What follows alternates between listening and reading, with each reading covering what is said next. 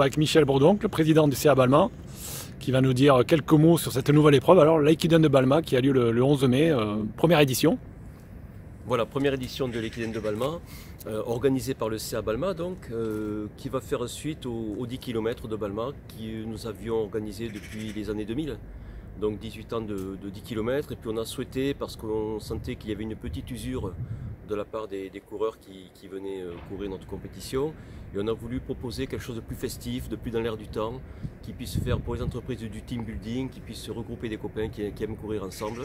Et l'Aïkiden nous semble quelque chose de parfaitement adapté à cette nouvelle tendance et à cette nouvelle attente des coureurs régionaux, locaux et peut-être nationaux. Donc concrètement, ça va se passer comment? C'est le 11 mai? Alors c'est le 11, ce sera un semi-nocturne puisqu'on va attaquer à 16h30 pour le premier relayeur, sur un parcours qui part de Balma, qui chemine sur les Argoulets, qui revient sur Balma pour le passage de témoins. Donc voilà, départ 16h30, arrivée vers 19h pour les premiers, 21h, 21h30 pour les moins rapides ou ceux qui le feront en dilettante. Et avec une animation, des bandas, on va essayer de faire rimer fête et compétition. Quelques objectifs, quelques espérances sur cette épreuve? Oui, alors c'est compliqué là, sur une première édition.